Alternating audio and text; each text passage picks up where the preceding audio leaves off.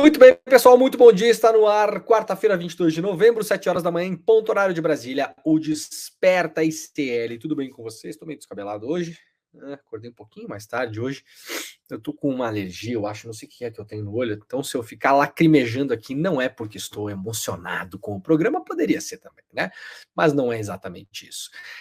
Tudo certo com vocês por aí? Muito obrigado, muito bom dia a todos e todas que já estão chegando no nosso chat, que já estão dando bom dia para as pessoas que acompanham este programa, inclusive. Quero agradecer demais também a presença de quem nos acompanha na Rádio Brasil Atual. Sim, este programa está no radinho. Quem quiser ouvir este programa pelo rádio, muita gente nos acompanha pela Rádio Brasil Atual em São Paulo e Grande São Paulo também. Pessoas que eventualmente estão em casa ou ouvindo pelo bom e velho radinho, né? Ou estão no carro, estão dirigindo Uber, dirigindo táxi, muita gente nos acompanha. Eu tenho recebido muitos recados de pessoas que gostam de ouvir esse programa como se fosse um programa radiofônico, e ele é feito para isso também, tá bom, gente? Então, eu sempre falo, quem não puder acompanhar ele em vídeo de manhã, coloca aí na Rádio Brasil Atual, ou pode colocar também no YouTube. O YouTube tem uma função que você pode deixar o telefone aí num cantinho, sem o vídeo, e pode nos ouvir como se fosse um programa de rádio. Também muito bom dia a todo mundo que nos acompanha pela TVT, TV aberta, sinal de TV aberta São Paulo e Grande São Paulo, e também em Salvador e Grande Salvador, lá na Bahia, na TV Quirimurê. Muito obrigado pela parceria de vocês aí, gente. Olha só, vamos lá, vamos ver de onde é que vocês estão falando, né? Aqui no nosso maravilhoso chat. Bom dia, pessoal de Criciúma, Ushuaia, Argentina, São José do Rio Preto. Muito bom dia, pessoal de Manaus, Fortaleza, Ceará, São Paulo, Serra, Espírito Santo. Onde mais? Ouro Preto, Minas Gerais, Uberaba, Floripa, Valinhos, Curitiba, São Paulo, capital, Itaquera, São Paulo, Vitória, Espírito Santo, Recife. Deixa eu ajeitar minha câmera um pouquinho aqui. Aí. A Ana Cecília fala, bom dia de Munique, dia frio e cinzento por aqui. Bom dia, pessoal de Piedade, São Paulo, Fortaleza, Varsóvia, na Polônia, Armação dos Búzios, Rio de Janeiro, Volta Redonda, São Paulo, Monteiro Lobato, Uberlândia, Bruxelas, a Joana Dark nos acompanha lá de Bruxelas, Belém do Pará, Pinhalzinho, São Paulo, Salvador, Bahia, Belo Horizonte, bom dia de Horizonte, no Ceará, Londrina. A Sara Holtz está dizendo, sou de Londrina, mas estou assistindo hoje de Floripa. Pessoal, viaja e não perde o hábito de assistir o nosso programa aqui, né?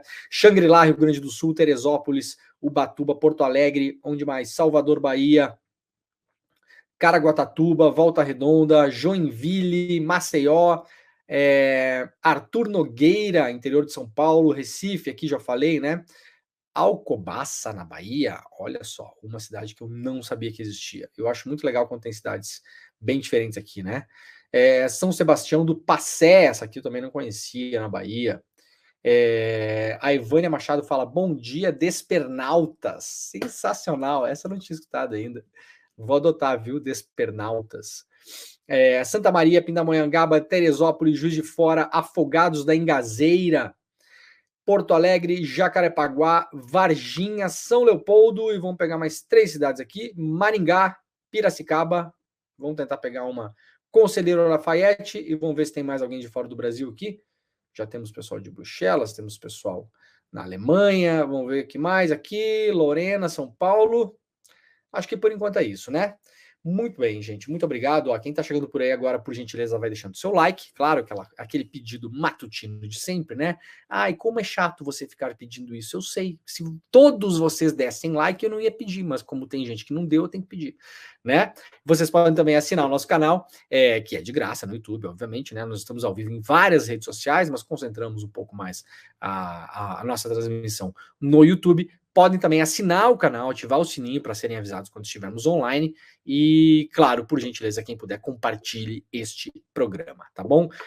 Ativar o sininho é a garantia de que vocês serão avisados pela plataforma YouTube quando o ICL estiver ao vivo, né? De todo modo, gente, para quem já está habituado com a programação do ICL, nós temos programação aqui das 7 horas da manhã até as 11h30 da manhã. E depois das 5 horas da tarde até as 8h30 da noite, ao vivo, horário de Brasília, todos os dias, tá? É uma mega operação, vocês não têm noção, gente, não tem noção mesmo. Uma hora tem que fazer um tour, uma hora eu vou fazer um tour, uma hora que eu estiver de novo em São Paulo, que eu for participar do N1 ou do N2, eu vou sugerir para o pessoal que a gente possa entrar e mostrar a técnica, né? Você não tem noção, gente, é uma estrutura bacana mesmo, e ela se sustenta graças às pessoas que assinam o ICL, né, na nossa parte educacional, as pessoas que têm lá, que pagam lá, como diz o Edu Moreira, o valor de um sanduíche por mês, né, e podem desfrutar de mais de 200 cursos do Instituto Conhecimento Liberta. Então é graças a essa galera que existem estes programas, né? Uma coisa financia a outra, um modelo de negócio espetacular que junta educação com imprensa, né? Incrível. É o único no mundo, até onde eu sei, tá? Sem exagero nenhum. E olha que eu conheço um pouquinho disso, né? De financiamento de empresas de comunicação, de financiamento de empresas de jornalismo. O ICL é o único no mundo nesse modelo de financiamento que faz com que pessoas que participam da nossa parte educacional para ter acesso a cursos. Tem curso lá de marcenaria, de mandarim, de política externa, de matemática, sabe? Todas as línguas, né? As mais faladas, pelo menos no mundo. Tem tudo que vocês possam imaginar lá, gente. Preparação para curso da OAB, para redação de Enem, enfim, tem um monte de coisa. Tem professores espetaculares, né? Gessé Souza, tem cursos incríveis lá, Domênico De Masi, né? Assim, tem coisa assim, Chomsky, né? É nesse nível, tá? É nesse nível, não é cursinho, não é as cursinhos, tá? Não é videozinho que você pega aí na internet, né? Não é que o CL vai lá e pega uns videozinhos que a pessoa postou na internet e coloca ali e fala que aquilo ali é um curso. Não, é curso mesmo, é curso mesmo. Então, se você quiser conhecer um pouco mais do trabalho do ICL também, icl.com.br, você consegue lá dar uma olhada, ver quais os cursos que tem e aí, eventualmente, participar disso. Se você quiser e puder, né, para além do sanduíche por mês, que é um sanduíche mesmo que custa, tá, gente? É em torno de R$ 45 por mês, para você ter acesso a 200, mais de 200 agora já, né? Você pode pagar um pouquinho mais, 60 e poucos reais por mês, e pode dar um curso para quem não tem dinheiro. Então você vai lá, paga uma mensalidadezinha um pouquinho maior, um sanduíche e meio, né? E aí o ICL você vai liberar 2 acessos. Esse segundo acesso vai ser doado para pessoas carentes, que aí o Instituto do Conhecimento Liberta tem parceria com várias entidades, né? Que filtram essas pessoas que têm necessidade, e aí essas entidades que distribuem os acessos aos cursos. É um esquema maravilhoso, né? Incrível.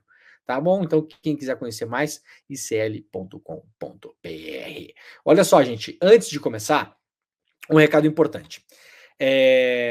Teremos na quinta-feira, se eu não me engano, né? É quinta-feira, né, gente? Quinta-feira, às 8 horas da noite.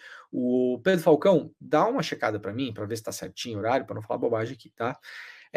A gente vai ter uma super aula, sobre um dos maiores revolucionários da história da humanidade, né? Do século XX, com certeza, né? O Malcolm X. Eu não sei se vocês assistiram aquela série do Netflix sobre o Malcolm X. Então, o ICL conseguiu nada mais, nada menos que uma super aula com o maior especialista do mundo em Malcolm X, o Abdur Rahman Mohammed, que foi o Abdur é historiador, jornalista, escritor, ativista, e ele é o responsável pela investigação que deu origem ao documentário da Netflix, Quem Matou Malcolm X. Esse é um dos documentários de maior audiência da história da Netflix. Quem não assistiu, assista, gente, é espetacular, tá? Chama-se Quem Matou Malcolm X. Então, nós teremos o privilégio, no dia 23 de novembro, portanto, amanhã, atenção, amanhã, às 8 horas, você vai assistir essa super aula com o Abdur Rahman Mohammed, exclusiva do ICL, exclusiva, grátis, tá? E ao vivo, tá bom?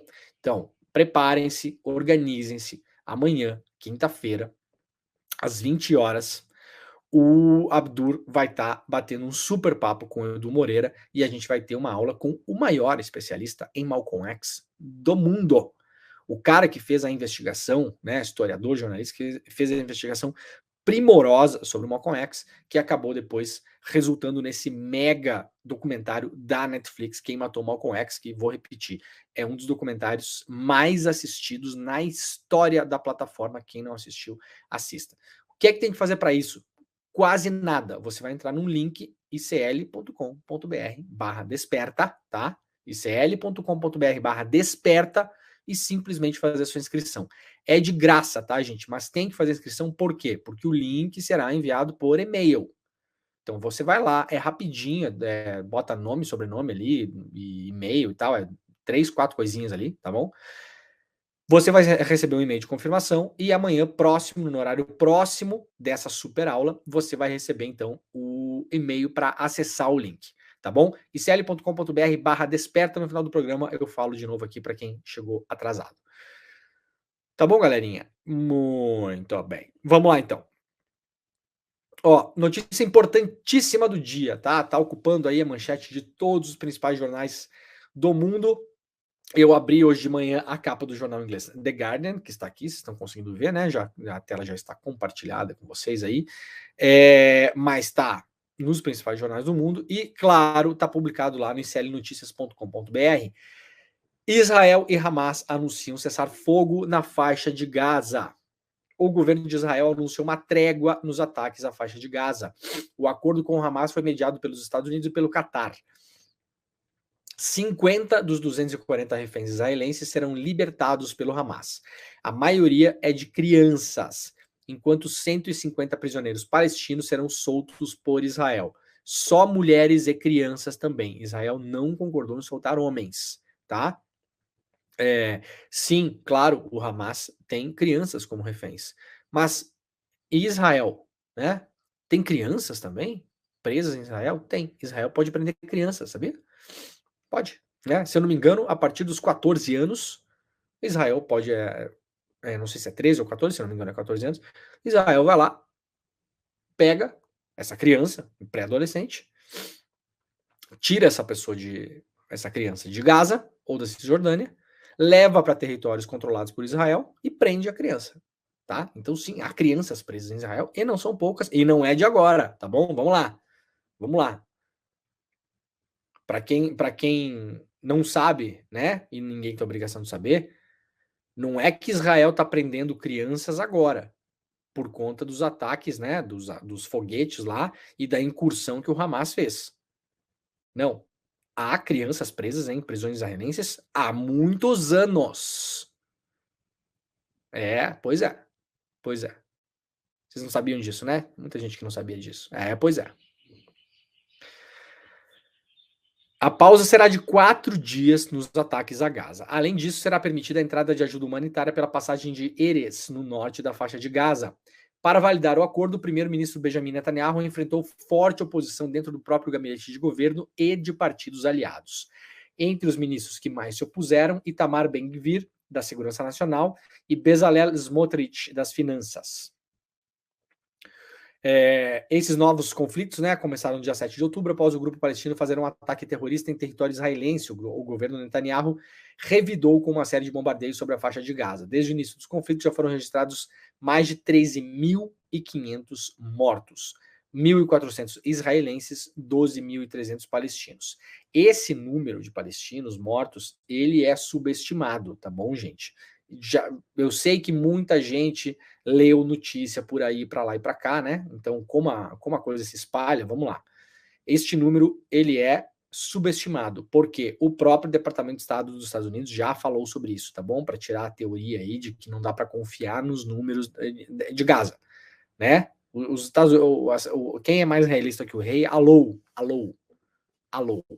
tá? Os Estados Unidos também já sabem disso, tá? Então você pode parar de puxar o saco aí, não precisa mais, tá bom? Por quê? Porque há ainda muita gente que morreu e está soterrada por concreto, né? Vamos lembrar, Israel arrebentou com o norte de Gaza. Está terraplanando, inclusive. Já apareceu imagens disso. Já estão terraplanando. Eles foram lá, destruíram tudo, a casa das pessoas, as escolas, os postos de saúde, o supermercado, a padaria, o açougue, a loja, tudo. E agora estão terraplanando parte do norte de Gaza. Então há ainda muita gente que morreu, mas está sob concreto. Então este número, ele é subestimado. O número de mortos, sem dúvida, é maior do que isso. O texto do acordo detalha que os reféns libertados pelo Hamas serão 30 crianças e 20 mulheres, entre elas 8 mães ao longo do cessar-fogo. Da parte de Israel serão soltos 3 prisioneiros palestinos para cada refém liberado, totalizando 150. Como parte da negociação, o governo israelense concordou em interromper todos os ataques à faixa de Gaza, aéreos e terrestres, por até 5 dias. Exigiu a Cruz Vermelha possa visitar os reféns, que continuarão sob custódia, garantindo o seu acesso a medicamentos. Ai, ai, finalmente, né, gente? Finalmente. Líder do Hamas confirma que está perto de acordo com Israel por trégua em Gaza. Então, essa aqui era a notícia de ontem, que era quase uma. Estava no nível de especulação, no sentido que ainda não se tinha uma confirmação dos países, né? Então, isso aqui foi noticiado ontem. Então, hoje, finalmente, o acordo de fato saiu, né? Para essa troca de reféns. Por que Israel aceitou trocar? Eu vi que alguém perguntou aqui. Por que Israel aceitou trocar de cada um refém que está em Gaza, 3 reféns que estão em Israel? Ora, porque Israel tem centenas, milhares de palestinos presos.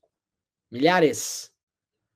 Em Gaza há cerca de 250 reféns que foram feitos pelo Hamas, né? Em Israel há milhares. E por que não dizer pelas prisões arbitrárias de reféns que Israel abduziu da Cisjordânia e de Gaza. Vocês não sabiam disso também, né? O mundo é mais complexo do que a gente gostaria, às vezes, né?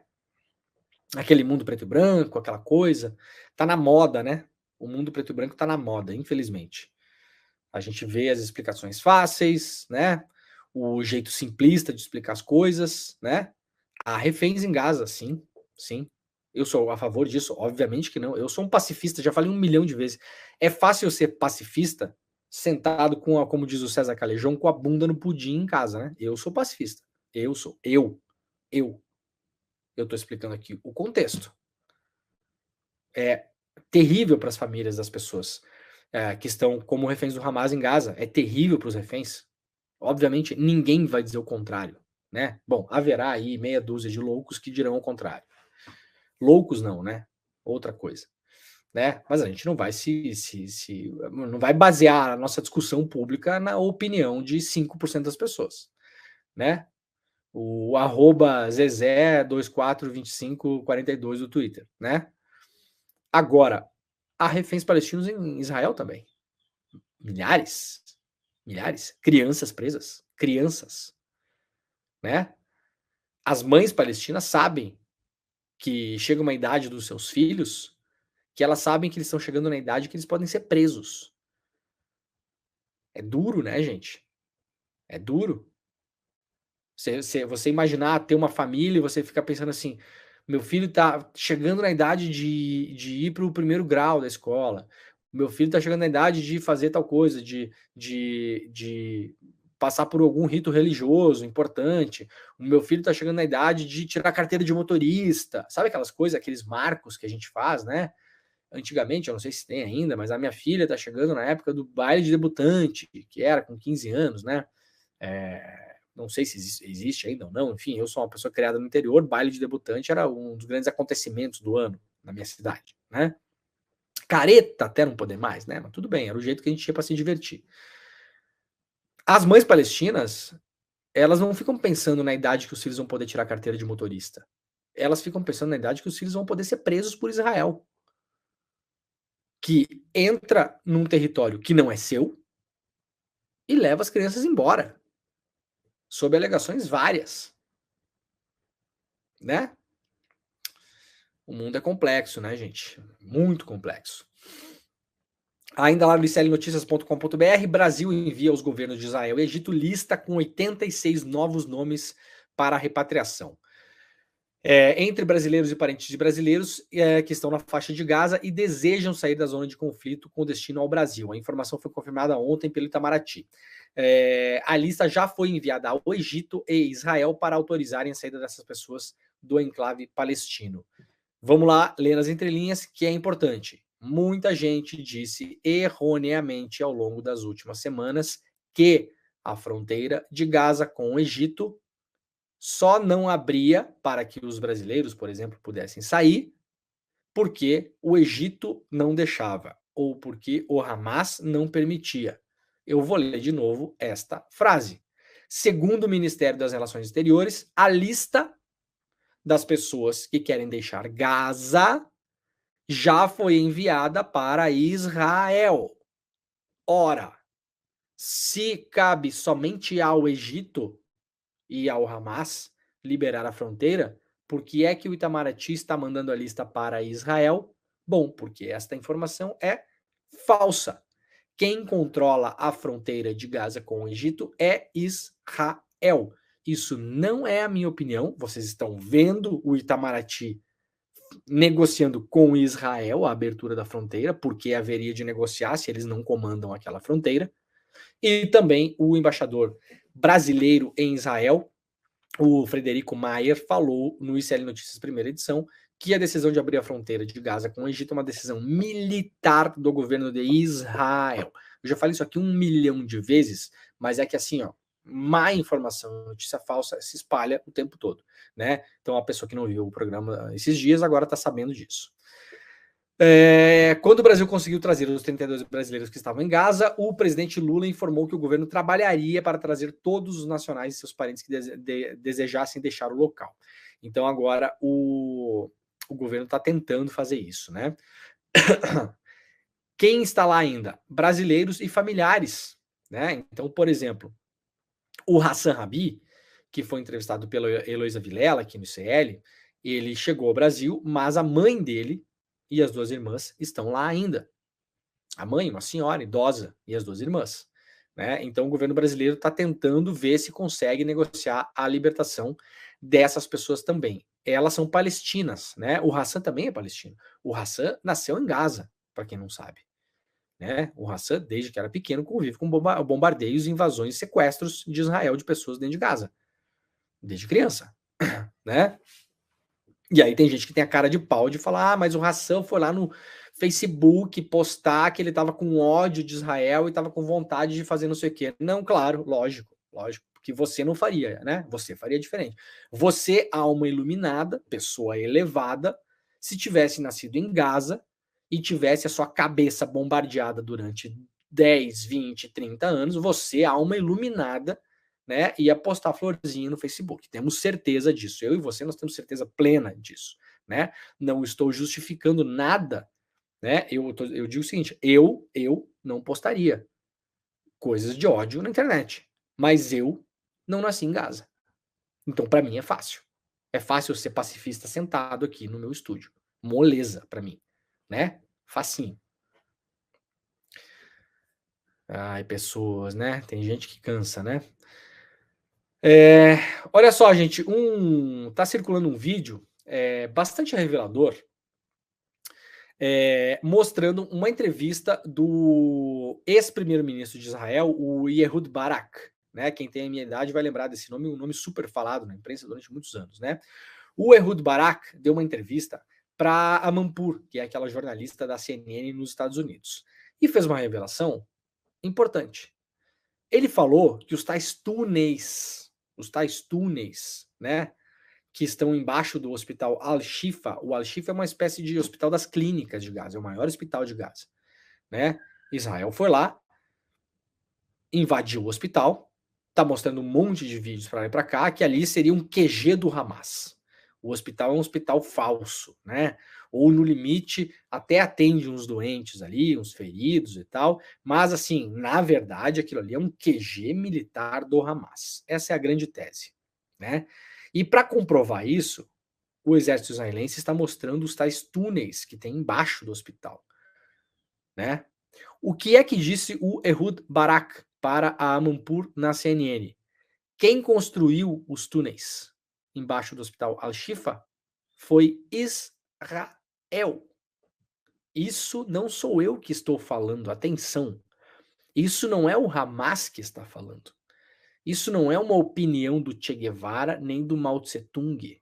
Isso não é a opinião do Partido Comunista da China. Quem está falando isso é o ex-primeiro-ministro de Israel, Ehud Barak. Ele deu essa declaração. A jornalista até, eu não vou colocar o vídeo aqui porque está em inglês, tá? E tem 2 minutos. A jornalista até, depois que ele fala, né? Ele tá com um inglês meio sofridinho, assim, né? Aí ele fala, não, esses túneis, né? Possivelmente, claro, que o Hamas possa estar usando esses túneis, afinal de contas, os túneis estão ali, né? Não há bunkers em Israel? Não tem bunker em Israel? Tem, né? Então, qual o problema de ter túneis em Gaza? Gaza é bombardeada há 20 anos. Algum problema ter túneis em Gaza? Não, o problema conceitual da coisa, né? Mas a grande história é que Hamas tinha construído túneis embaixo do Al-Shifa. E ele fala, não, quem construiu esses túneis fomos nós. Fomos nós. E aí ela fala, não, como assim o senhor se enganou? O senhor quis dizer isso mesmo? Ela pergunta para ele. Ele fala, não, sim, fomos nós que construímos esses túneis. Vários anos atrás. Como forma de aumentar o espaço do hospital. Então tá aí, quem quiser ler e compartilhar essa notícia importante, tá lá no iclnoticias.com.br também. Ex-premier de Israel afirma que bunkers sobre o hospital Al-Shifa foram construídos por Israel. Tá bom? Tá lá, é só acessar, tá na capa do site também. Vamos lá para a revista Fórum, secretário-geral da ONU. Estamos assistindo a um assassinato de civis sem paralelo. Num comunicado à imprensa, o secretário-geral da ONU, Antônio Guterres, criticou o assassinato de civis em Gaza, que ele qualificou como sem paralelo, desde que assumiu o cargo. Guterres fez uma comparação com os conflitos anteriores na Síria, no Afeganistão e na guerra Rússia-Ucrânia. E a disparidade dos números é sem precedentes. Gente, a Síria está em guerra há 11 anos. 11 anos. Tem 5 exércitos guerreando na Síria hoje. 5. 5. Afeganistão, a gente lembra a carnificina que os Estados Unidos fizeram lá. A Rússia está cometendo também uma carnificina na Ucrânia, né? Invadiu a Ucrânia e já tem lá, se eu não me engano, 10, 11 mil mortos em um ano. Então vejam a diferença. Sabe qual a média de pessoas que morrem na guerra da Síria todos os anos? Que é terrível, obviamente. De 4 a 5 mil pessoas por ano. Por ano, em uma guerra em um país onde 5 exércitos estão se digladiando por ano. Em Gaza, em 5 semanas, morreram 13 mil pessoas, ao menos. O que é o equivalente a 4, 8, 12, 3 anos de guerra de Síria. Então, o número de pessoas que o exército israelense assassinou em Gaza, nesse último mês, é o equivalente ao número de mortos de 3 anos do conflito da Síria, que é um dos mais sangrentos do mundo nesse momento, né? O próprio secretário-geral da ONU está falando, olha, eu acompanho esses conflitos porque é o meu trabalho e nada se compara, é sem precedentes o que está acontecendo em Gaza hoje em relação ao que aconteceu no Afeganistão, acontece na Síria e acontece na Ucrânia. Somadas todas as mortes de crianças nesse conflito, não se chega à metade das crianças assassinadas por Israel em Gaza, em apenas 1 mês e meio de conflito, numa verdadeira ação de extermínio, né? No conflito, ele está comparando aqui com a Ucrânia, né? Os clamores do mundo por um cessar-fogo são respondidos por Israel com críticas ao secretário-geral. Mas Guterres não tem se calado e segue pressionando por um cessar-fogo imediato em Gaza, né? Agora nós vimos hoje de manhã a notícia de que o cessar-fogo finalmente, ao menos por 4 ou 5 dias, aconteceu. Vamos lá para o UOL, coluna do Carlos Madeiro. MST e Pastoral da Terra cobram ações do governo Lula após mortes em série no campo. Movimentos que lutam pela reforma agrária cobram o governo Lula por mais ações para conter a violência no campo. A Comissão Pastoral da Terra, ligada à Igreja Católica, e o MST denunciam que houve uma escalada da violência, com registro de 5 mortes no Norte e no Nordeste somente neste mês em áreas de conflito. Os crimes ocorreram entre os dias 5 e 11. A Pastoral da Terra, por exemplo, cobrou que a recém-criada pelo governo federal Comissão de Enfrentamento à Violência do Campo assuma com urgência esse papel, articule as respostas governamentais e dialogue com os poderes e a sociedade civil.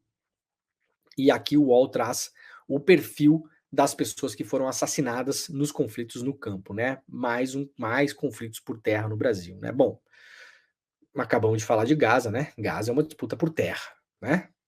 Palestina é uma disputa por terra, basicamente. A gente não coloca nessa perspectiva, a gente esquece disso, né? Tem uma série de análises tal que a gente perde o real motivo do porquê está acontecendo o que acontece lá, né? É uma briga por terra. Terra, por espaço, né? É basicamente isso. Não é uma briga religiosa, não, tá, gente? Claro que o componente religioso está ali, é óbvio, tem uma série de explicações, como eu falei antes, o mundo não é, né? O mundo é muito mais difícil, muito mais complexo do que a gente gostaria, né? Mas ali, essencialmente, é uma disputa por terra, que é o que nós temos no Brasil também, né? Então, os movimentos aqui estão pedindo urgência para o governo federal tomar conta dessa situação. É urgente, é importante, né? E o governo federal não pode abandonar movimentos que ajudaram, inclusive, a eleger este governo, né? Não pode, né? Então, muito bom, muito bem feita essa cobrança. Espero que as coisas andem. Se não andarem, a gente vai ajudar a cobrar de novo aqui também. Ainda o Carlos Madeiro, lá no UOL, Globo cita a corrupção de Collor, muda a TV em Alagoas e critica processo. A TV Gazeta ingressou com um pedido dentro do processo de recuperação judicial para exigir que a Globo renove o contrato de retransmissão com a emissora de Alagoas e assim evitar a sua falência. Isso é um comunicado do conglomerado de comunicação do ex-presidente Fernando Collor, que está mergulhado em dívidas e é investigado por fraudes. O pedido da Gazeta foi feito no dia 8 de novembro e a resposta da Globo foi anexada ao processo no dia 17, obtida com exclusividade pela coluna do Carlos Madeiro lá no UOL. A Globo informou a Gazeta, no último dia 4, que vai encerrar no fim do ano a parceria de 48 anos com o grupo alagoano de Collor. A alegação é de que Collor foi condenado pelo STF porque usou a TV Gazeta em um esquema de corrupção. A TV Gazeta já está em recuperação judicial desde 2019. O contrato com a Gazeta termina no dia 31 de dezembro desse ano e a partir de 1º de janeiro de 2024 a Globo terá, caso não tenha que cumprir nenhuma decisão judicial em contrário, uma nova empresa afiliada em Alagoas, o Grupo Asa Branca, que já é parceiro da TV Carioca para a retransmissão em Caruaru. O pedido de renovação compulsória será analisado pelo juiz Léo Denison Bezerra de Almeida, da 10ª Vara Civil da capital de Alagoas. As duas empresas não se manifestaram sobre o caso, que tramita em sigilo. A Globo chamou a Gazeta de covarde, né? Na resposta que deu à justiça em relação ao pedido da Gazeta de permanecer retransmitindo a Globo. Com toda a franqueza, é covarde a conduta da Gazeta, por não ter se preparado para o término da relação contratual, da qual era indubitavelmente conhecedora há meses, vem agora utilizar argumentos de terror, de prejuízo a funcionários ou ao seu soerguimento da empresa, como se fosse a Globo e não a TV Gazeta a responsável pelas consequências do término da relação. O nosso querido, amado Chico Sá, né? Uma das pessoas mais queridas que eu já conheci, é real, assim, gente, vocês que amam o Chico Sá, de ver ele pela tela, ele é aquilo lá mesmo, tá? Aquele é o Chico. O querido Chico Sá escreveu lá no iclnoticias.com.br uma coluna sobre isso, né? O trágico fim da relação da Globo com a oligarquia Collor de Mello. Empresa da família Marinho quer cortar o sinal da TV Gazeta de Alagoas, afiliada do grupo há 48 anos. Novela será decidida pela justiça. Então aqui você pode ler uma análise sobre o caso no texto, claro, primoroso do Chico Sá, tá bom? Então corre lá para ver. Muito bem.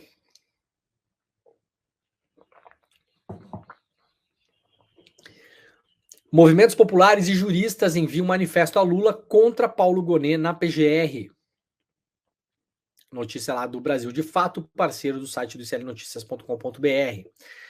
A Coalizão em Defesa da Democracia, que reúne 49 entidades e movimentos populares, incluindo o Movimento dos Trabalhadores Rurais Sem Terra, o Grupo Prerrogativas, a Associação Juízes e Juízas para a Democracia, a Associação Brasileira de Juristas para a Democracia e a Articulação dos Povos Indígenas, enviou ao presidente Lula uma manifestação contra a possível indicação do subprocurador Paulo Gonet para o posto de Procurador-Geral da República. Lembrando que a vaga da PGR segue aberta. Por enquanto, nós temos uma interina lá, né? O Augusto Aras saiu e o Lula não indicou ninguém até agora. No documento enviado na noite de domingo, o grupo classifica Gonê como ultraconservador e pediu uma reunião com o presidente antes da indicação do próximo chefe do MPF. Uma pessoa identificada com o projeto ultraconservador na PGR significa abdicar de um instrumento mais potente para concretizar o projeto político consagrado na eleição de 2022, com a inclusão dos pobres no orçamento e a superação das injustiças que se abatem sobre as pessoas representativas dos grupos vulnerabilizados, indígenas, pessoas pretas, pessoas com incapacidade, por exemplo. As mesmas pessoas que subiram a rampa com o presidente Lula, diz o documento de 9 páginas. O texto relembra que desde a Operação Lava Jato até os recentes atos golpistas do 8 de janeiro, para alertar Lula da importância da PGR. A escolha da PGR é, sem dúvida, um evento repleto de significados que tem o potencial de fortalecer nossas entidades e seus membros na atividade da construção de um modelo de justiça que convirja com a pauta dos valores defendidas por ele, Lula, diz aqui o texto, né? Estão muito longas as frases dessa carta aí, meus queridos do Prerrogativas. Vamos botar uns pontinhos no meio aí, senão o homem não vai nem conseguir ler esse negócio aqui. Nos últimos dias, o nome do Paulo Gonê voltou a ganhar força entre os cotados para assumir a PGR. O presidente Lula, contudo, ainda não bateu o martelo e vem mantendo conversa com aliados e possíveis interessados no posto. Neste cenário, Lula deve se reunir nos próximos dias com o procurador da República, Aldo de Campos Costa, tido como um azarão para o posto, mas que vem procurando interlocutores do Planalto, né? O ICL Notícias também faz aqui uma recapitulação das polêmicas do Gonê, né? Que tem perfil, como já dissemos aí, conservador, né? No governo Bolsonaro, por exemplo, a deputada federal bolsonarista Bia Kicis chegou a defender o nome de Gonê para a PGR, por exemplo, chamando ele de conservador raiz, né? Então, por aí já vemos mais ou menos as afiliações ideológicas, né? Mas o cargo da PGR é um cargo técnico. Não existe cargo técnico. Não existe nada técnico no mundo, tá, gente? Nada, absolutamente nada. Tudo é permeado por ideologia. Tudo, absolutamente tudo. Até o jeito que você aperta um botão é permeado por ideologia, né? O jeito que você abre uma porta é permeado por ideologia, tá bom? É verdade, é verdade. Você pode abrir a porta bem devagarinho, você pode abrir a porta dando uma porrada na porta, né? Isso faz parte do seu arcabouço ideológico, né? Então não tem essa, né? Se a Bia Kicis elogiou, a gente tem que botar 2 pés para trás, né? A pessoa pode ter mudado, talvez, né? Talvez mudou, talvez não mudou, enfim. Tá aqui então o resumo, né, das polêmicas do Paulo Gonê. Me parece que o Lula tá sem ideia. Tá sem ideia. Não parece ter uma ideia clara de quem colocou na PGR. Né? Depois dos desastres de Janot e Aras, a gente não merece mais um, né? Mais um. Difícil, né?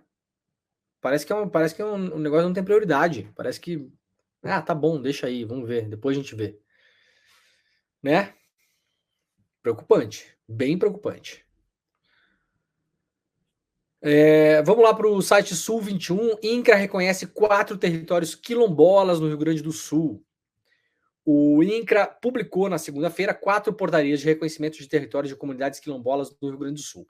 No Dia da Consciência Negra, as portarias reconhecem e declaram os limites dos territórios de comunidades quilombolas de Linhafão, no município de Arroio do Tigre, Família Fidelix, em Porto Alegre, Anastácia, em Viamão e Ernesto Pena, em Santa Maria. O ato é a etapa de processo de titulação de quilombos anterior à decretação das áreas, nos casos em que há imóveis privados a serem desapropriados dentro dos perímetros reconhecidos pelo INCRA. Muito bem, né?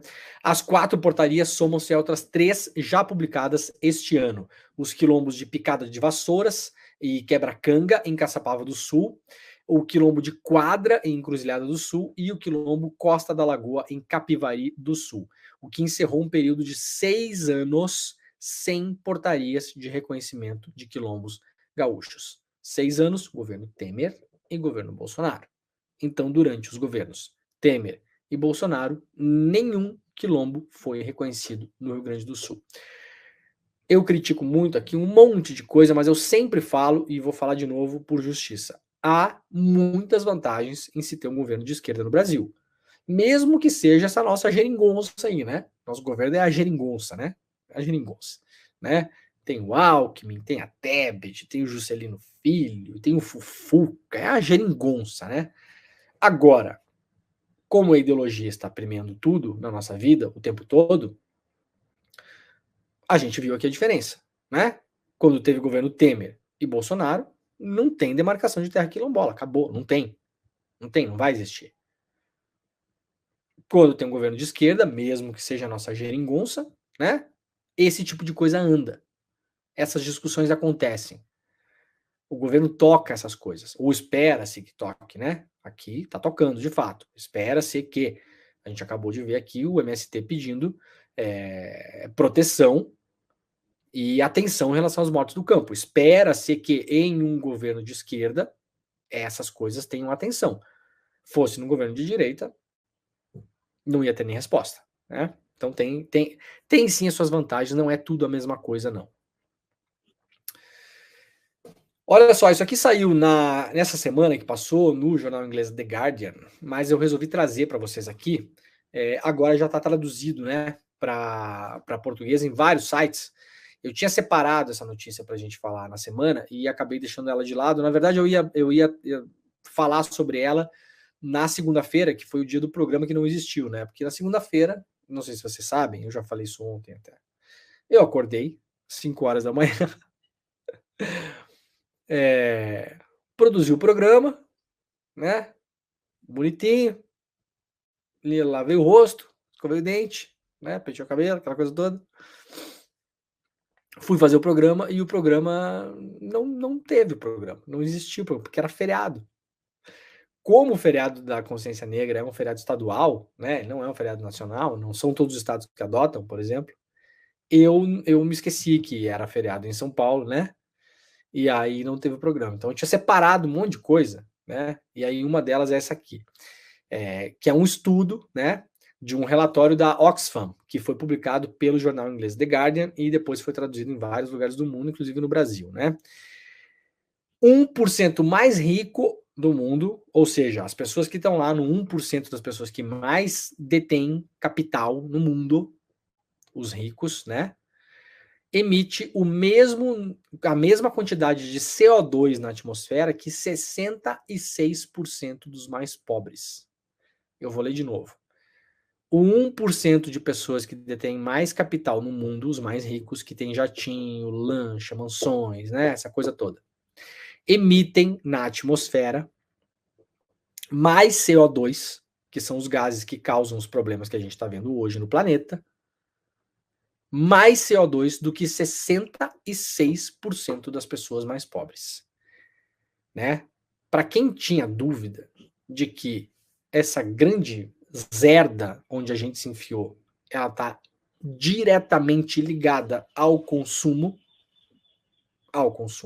e por consequência ao modo capitalista como a gente leva a nossa vida, aqui a dúvida foi para o espaço, né? Ainda tinha gente que já tinha dúvida, né? Eu fico até impressionado, mas tudo bem, tudo bem. Agora não é mais para ter, tá? As emissões de dióxido de carbono, um dos principais gases do efeito estufa, da parcela 1% mais rica da população mundial, ou seja, 77 milhões de pessoas, representou 16% do total de emissões do planeta em 2019. Isso equivale à mesma quantidade emitida por 66% da população pobre, que soma cerca de 5 bilhões de pessoas, né? Ou seja, 77 milhões de endinheirados poluem a mesma quantidade que 5 bilhões de pessoas. Como? Vamos lá. Os dados são do relatório Igualdade Climática, um planeta para 99%, lançado na segunda-feira pela organização não governamental Oxfam, que atua contra a pobreza, desigualdade e injustiça. A entidade internacional aponta que os mais ricos são os principais investidores em indústrias poluentes e estilos de vida que resultam em grandes emissões de CO2, impulsionando o aquecimento global. Estima-se que somente as emissões dessa parcela da população em 2019 serão suficientes para causar a morte de 1.300.000 pessoas relacionadas ao calor em 2020 até 2100. É inaceitável que o 1% mais rico continue liderando o mundo ladeira abaixo para um colapso planetário. E quem vem sofrendo o impacto dos danos dessa viagem é a maior parte da população. São bilhões de pessoas impactadas por enchentes, secas, perda de território, aquecimento e baixa temperatura desproporcional, problemas de saúde e pobreza, disse Kátia Maia, diretora executiva da Oxfam no Brasil, em nota da organização. O impacto, né, dessas pessoas, ele está relacionado a várias coisas, tá? Principalmente os investimentos que essas pessoas fazem em empresas poluentes, né? Ah, mas aí não é a pessoa que polui. Sim, não é a pessoa que polui. Como que não é a pessoa que polui? Claro que é a pessoa que polui. Se você tem 10 reais na mão, 10 reais, e quer investir esses 10 reais, você olha para centenas de milhares de empresas que têm capital aberto no mundo, porque hoje você pode investir em qualquer lugar do mundo, em qualquer bolsa. Tá fácil fazer isso, ainda mais para quem tem muito dinheiro, faz o que quiser. Aí você vai lá e decide, não, eu em vez de investir nessa empresa aqui que tem práticas sustentáveis, tal, né? Se bem que eu duvido muito dessas coisas, mas tudo bem, né? Mas é menos pior, digamos assim. Não, eu vou lá investir no quê? Eu vou investir numa indústria de armas. Eu vou investir numa indústria poluente, né? Eu vou fazer meus investimentos aqui numa mineradora, que já foi pega várias vezes em operações minerando ouro ilegal na Amazônia. Eu vou lá botar meu dinheiro em cima disso, por que não? Por que não farei isso? Né? Então, claro, é diretamente essas pessoas. E para além disso, esse cálculo também leva em conta o gasto, né, as emissões de CO2 dessas pessoas com o seu estilo de vida. Porque essas pessoas, elas gastam mais CO2 no dia a dia. Por quê? Porque elas têm mais carros, elas têm jatos, né? Em vez de pegar voo comercial para algum lugar onde vai 300 pessoas, a pessoa vai lá e pega um avião só para ela. Isso tem um custo ambiental. A pessoa tem lancha, iate, várias casas. Essas casas, obviamente, vão consumir recursos naturais e vão causar poluição também. Uma casa causa poluição, obviamente, né? Então é chocante esse dado, né, gente? Isso mostra como esse momento que a gente vive de olhar para o meio ambiente com essa gravidade que a gente está olhando, ele tem tudo a ver com o capitalismo no geral mesmo, né? No geral. Muito bem. Vamos lá para a notícia da Folha de São Paulo. Menos de 1/5 das maiores empresas do mundo está no caminho para zerar o carbono, diz aqui a Folha de São Paulo. Aliás, parabéns pela decisão editorial da Folha de São Paulo de usar aqui essa cartola, como chama aqui em cima, né? Mudança climática, né? Tem uns paradigmas da imprensa que estão mudando em relação a isso, muito importante, né? Apenas 18% das 2.000 maiores empresas do mundo adotam ações corretas para zerar suas emissões de gases de efeito estufa até 2050, ano estipulado pelo Acordo de Paris para o cumprimento da meta que pode limitar o aquecimento global. Quem é que toma as decisões nessas 2.000 maiores empresas do mundo? O 1% da notícia anterior, né? Então tá aqui. Essas pessoas, por decisões diretas delas, causam mais poluição do que bilhões de pessoas no mundo. Se a pessoa ela comanda uma das 2.000 maiores empresas do mundo, ela toma decisões que poluem o planeta. E tá aqui, ó, só 18% delas estão adotando as ações corretas para zerar as emissões de gases de efeito estufa. O levantamento é da Accenture, uma das maiores empresas de consultoria do mundo, e foi divulgado no Brasil na sexta-feira 17, né? A análise, tá aqui, uma das notícias que eu ia ler na segunda-feira para vocês e não deu, mas eu achei importante, apesar dela ser antiga, entre aspas, né, que é da sexta-feira, mas ela é uma notícia importante que não perdeu sua validade, né? A análise leva em conta as emissões diretas das empresas públicas e privadas com as maiores receitas. Também são consideradas emissões indiretas, como aquelas causadas pela produção de energia usada pela companhia. Para analisar a linha do tempo das emissões das empresas, a Accenture separou todas aquelas que divulgam dados desde 2016, quando o Acordo de Paris começou a valer. Neste caso, a lista diminuiu para 1.396 companhias.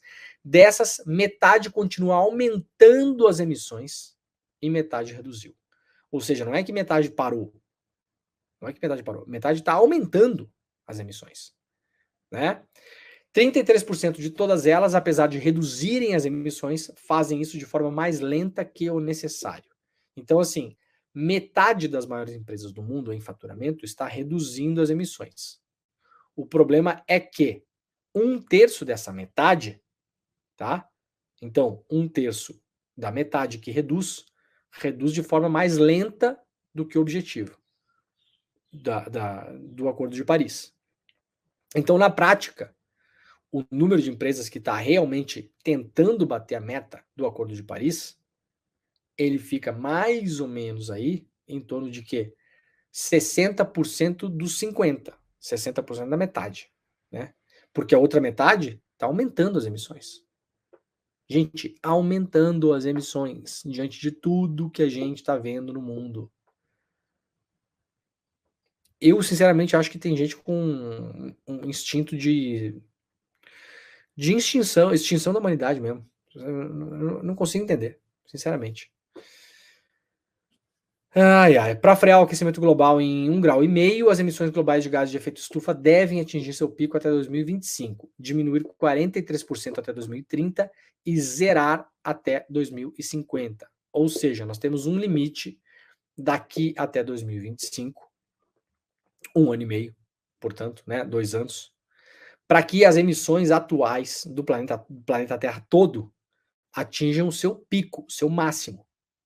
Depois de 2025, tem que começar a cair. Só que não é que vai chegar em 2025 e o seu John blá blá blá, que é o CEO da empresa X lá nos Estados Unidos, que é o cara que é o do 1% mais rico do mundo, não é que o seu John, em 2025, ele vai apertar um botão no escritório dele e pronto, né? Então, assim, não, a gente vai poluir pra caramba até 2025, porque até 2025 a gente tem lastro para aumentar. Aí em 2025 eu vou apertar um botão aqui e pronto, vai reduzir. Não, para você começar a reduzir em 2025, você tem que estar trabalhando agora. Tá atrasado, aliás. Tá bem atrasado, né? O Acordo de Paris é de 2016. Lembrando, aliás, que o Bolsonaro saiu do Acordo de Paris, né? Mais essa. A partir de 2025 tem que começar a diminuir, gente. E zerar em 2050. Esse objetivo parece cada vez mais distante, né? Pelo que a gente tem visto por aí. Vamos lá, ó. Brasil dividido, 46% são a favor e 46% são contra a punição de Bolsonaro pelo 8 de janeiro. Pesquisa da Atlas Intel mostra que o Brasil está realmente dividido. De acordo com o levantamento, 46% das pessoas, dos brasileiros, são a favor de uma punição ao ex-presidente pelos ataques golpistas do 8 de janeiro em Brasília. Outros 46% são contra a aplicação de pena, 8% não souberam responder. Pesquisa realizada no Brasil entre 17 e 20 de novembro, com 5.211 pessoas, pesquisa grande, né? Grande para pesquisa, grande mesmo, boa amostragem. E segundo a Atlas Intel, a margem de erro é de 1 ponto percentual para mais ou para menos. A Atlas tem feito aí, salvo o melhor juízo, as melhores pesquisas do mercado, né? No Brasil e na América Latina. Então mostra que é longa a estrada, né, para a gente informar as pessoas, para as pessoas entenderem o que aconteceu no 8 de janeiro, para as pessoas admitirem, porque assim, se nós temos ainda no Brasil um bom contingente, né, de extrema direita, que estaria disposto a votar de novo no Jair Bolsonaro, a gente pode imaginar que seja 25% da população, 30%.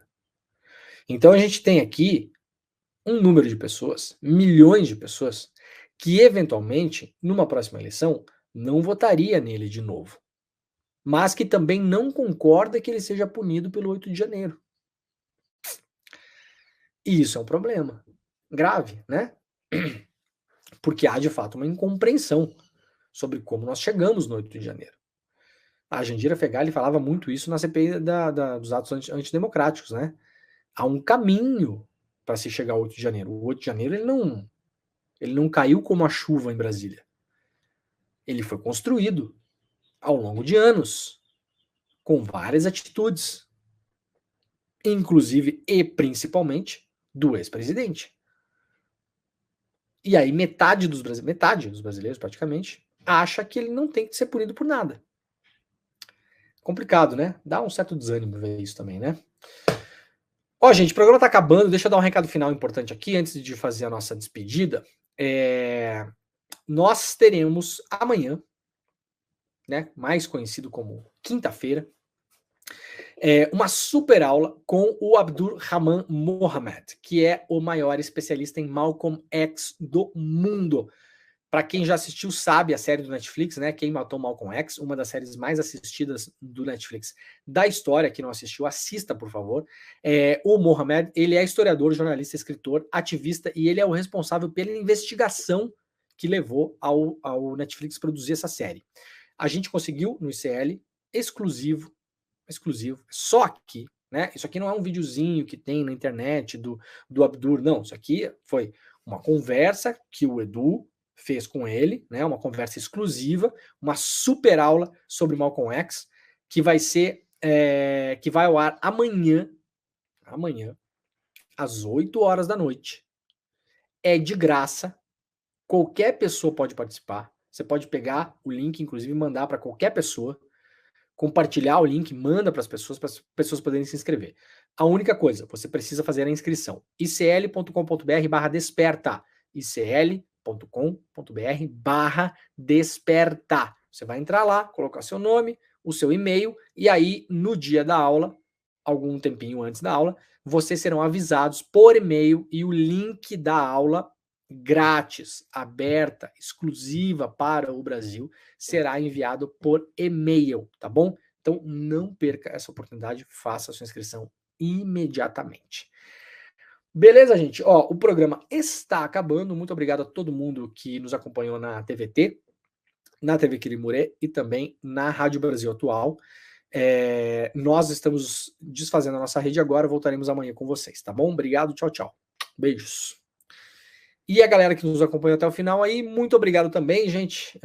Deixa eu ver mais umas cidadezinhas que vocês estão por aí assistindo a este programa. Araxá, Minas Gerais, Brasília, Distrito Federal, Pouso Alegre. Onde mais? BH também. Muitos mineiros hoje aqui, né? Uma impressão minha. Pouso Alegre, já falei. Serra. Onde mais? Bruxelas, mais uma pessoa de Bruxelas aqui, gente? Ou será que era a mesma de antes? Itacoatiara, Amazonas, Mococa, São Paulo, Piracicaba, Catalão, Nova York, São Paulo, capital, Goiânia, Teresina, no Piauí, Olinda, Recife, Camaquã, Veracruz, Serra, Maracaju, Pouso Alegre, Porto Alegre, Santana do Livramento, Santa Luzia, Holanda, país, né? Imagino, né? Natal, Goiânia, Chapecó, Cordisburgo, Santo André, em São Paulo, Cruzeiro do Sul, Recife, pessoal lá de Poço Fundo, Minas Gerais, Campinas, Água Doce, Taubaté, Chapecó, já falei, Teresina e Guapimirim. Muito bem, gente. Muito obrigado pela parceria de todos. Este programa é o Desperta ICL. Hoje é quarta-feira, 22 de novembro, 7h59 da manhã. Nós estaremos de volta amanhã, 7 horas da manhã, ao vivo, horário de Brasília, tá bom? Valeu, tchau. Você já assistiu a série Quem Matou Malcolm X? Uma das séries de maior sucesso da história do Netflix? Bem, se não assistiu, assiste. Tá aqui, ó, propaganda de graça pro Netflix. Mas eu tô aqui para te contar outra coisa. Abdur Rahman Mohamed, o protagonista da série, o maior especialista do mundo na história de Malcolm X, ele que fez uma investigação para descobrir quem matou Malcolm X, o nome da série, tão profunda e tão reveladora que reabriu o caso nos Estados Unidos, gravou uma aula para o Instituto Conhecimento Liberta contando a história de Malcolm X. Uma aula imperdível. Dia 23 de novembro, uma quinta-feira, às 8 horas da noite, no horário de Brasília. Você não pode perder a aula histórica que o ICL traz até você. Abdur Rahman Mohamed, o maior especialista do mundo em Malcolm X, vai dar a aula Malcolm X, o homem e a mensagem. Para você se inscrever na aula é muito simples. É só clicar no link aqui em cima ou aqui embaixo e gratuitamente e rapidamente se inscrever na aula. Se inscreve agora, não perde a aula porque é uma aula que não tem replay. E chame todo mundo que você conhece para participar. Ninguém pode perder esse evento histórico que o ICL está trazendo para vocês.